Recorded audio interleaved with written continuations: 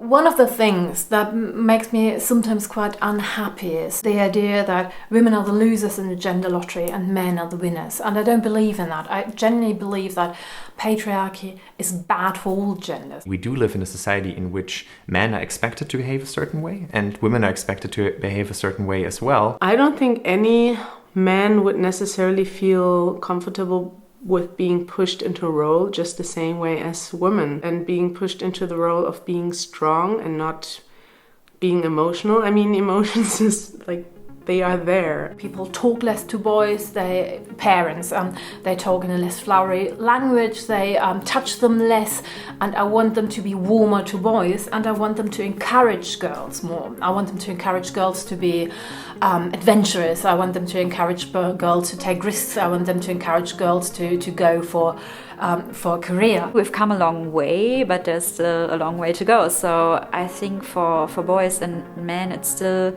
considered strange if they're showing emotions, if they're crying, if they admit that maybe they have a problem with depression or something like that. So it's always considered to be very weak and something only women do. The rate of suicide in Germany is much more higher, I think 3 times higher for men than for women. And I think that's also due to the fact that for men it's very much harder to open up, to ask for help when it comes to emotional topics. We always talk about toxic masculinity, and what it originally meant was the term was coined to describe the way that gender affected boys and men, the way that they were told to man up and don't be a beta male and be a real boy and don't be a girl, and to kind of cut off their own emotions and don't cry, boys don't cry, and all this. So this was originally what it meant, and obviously, when you interact with other people, it will lead to problems.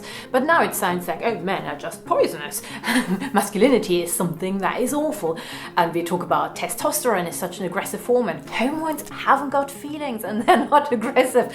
And actually, testosterone is one of the hormones that are very important for connection, for bonding. So we have these ideas of men are evil, and we don't question them because we do think, oh, it's so easy for men, so everything will be fine for them.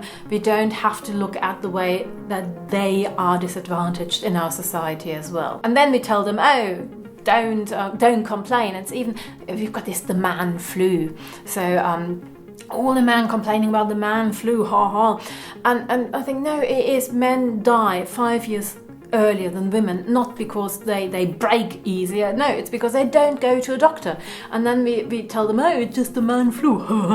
When they say, I'm ill, I need help. And that is awful. Patriarchy values male values.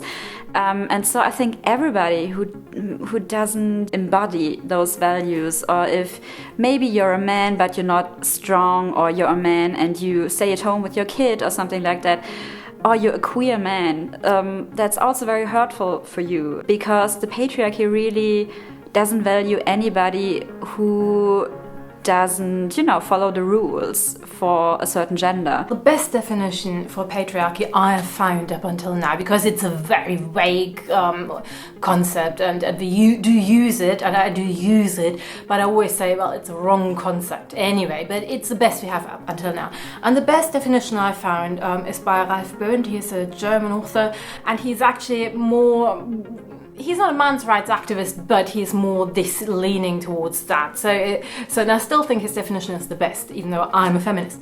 And he said, in a patriarchy, women's work and women's thought are devalued, and men's lives and men's feelings. And I think that sums it up very well. I've heard from many men who told me it's very difficult for them to, for example, go to their boss and ask for paternity leave because they want to spend time with their kids. Often the response is, well, your wife should take care of that, and you're a guy, you should stay at work, you should not be doing this. And this is not good for men as well, because as fathers, I'm sure men also want to be spending time with their kids. And so when they're forced or not enabled to have that time, that is very hurtful for them as well. Also for men who stay at home to take care of the kids, for example. So I know certain men who do it, And then they always get those questions like, yeah, but what does your wife do and why are you staying at home?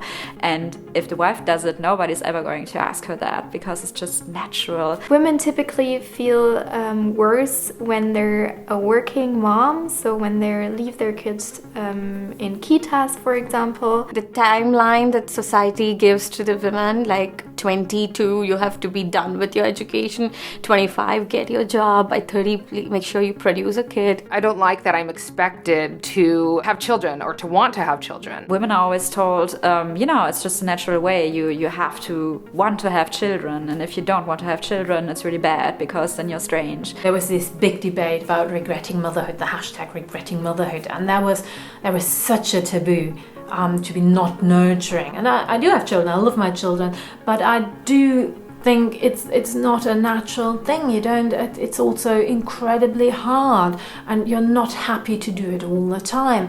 And it's so important to be able to talk about the times when it's draining and when it's really hard work. I think many conflicts could be avoided if people were equally educated to be honest and be also able to express your emotions. And I see that very often that men are not educated or are not encouraged to express their emotions, and then they would keep their emotions within themselves, and they would also easier feel attacked by other people because they think he's attacking me, while maybe it was just a misunderstanding and you could have just spoken about it instead of becoming angry. There's a lot of violence going on between men, and I think that's because men, they always have to show how strong they are. We also have this idea that women need more love. We have this idea men need more sex, women need more love, which makes us feel very dependent on our partners, which is bullshit. We all need love, we all need connection. If you say that girls are weak and not supposed to be aggressive and boys are supposed to be dominant and aggressive, then this is something we also, reproduce in conversations and decisions we take. These decisions will affect men and women. We might take a decision that affects women negatively just because they haven't said something when the decision was made, and they haven't said something because they were always told to be not so aggressive or more quiet. We have these polar opposite ideas what boys are going to be, what girls are going to be. We've got 3 genders in Germany now, but we still treat people as if they're only these 2 groups and they've got to choose. When I'm with my wife, people say things like, well, who's the man and who's the woman? And it doesn't work that way. I mean, the advantage of being in a same-sex relationship is these traditional gender roles don't apply, and you can be and do, be whoever you want to be and do what you want to do. If you're maybe enjoy cooking more, then you can be the cook, but it also means that not one person has to be the cook. You can both be it. These kinds of roles can also ultimately be dangerous. A boy who isn't a natural nurturer and and him being discouraged and following that because society says that that's not okay. I think that these gender roles hurt mostly everybody, but especially LGBT people, especially if they don't fit in with that traditional point of view that people got from their gender or the expectations that they have. You have to behave as a boy, you have to behave like this and like that. And if you're part of the LGBTQ community and you feel like, okay, I don't feel right performing these expectations, or I need to perform so that I fit in with them, I think that's really, really hurtful, especially growing up, that you're always feeling like you're not accepted the way you are, or you have to be a certain way so that you're okay as a real boy or a real girl. I've talked to a lot of women to know that every single woman I've ever talked to, and probably most women on this planet, have so many unfortunate stories that have happened to them of being harassed or discriminated, sometimes in very big ways, but sometimes in very subtle ways, but still ways that degrade women. I mean, it starts with sexual harassment, sexual assault.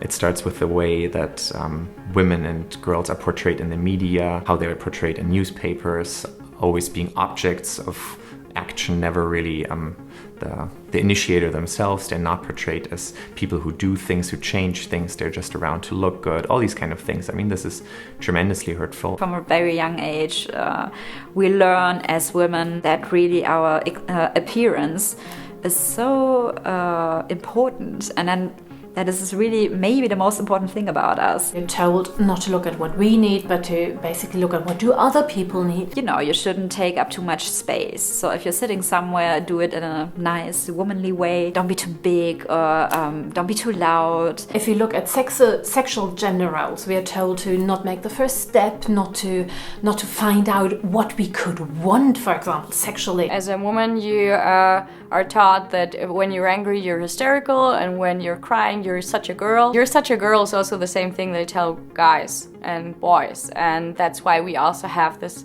term of toxic masculinity. So if a boy is sad, he's not allowed to cry. Why not? I don't get it. We also teach women that they are the more difficult sex. It's much harder to climb the ladder when it comes to jobs or leading positions. Women are a lot more likely to be poor when they're old because they usually earn less than men.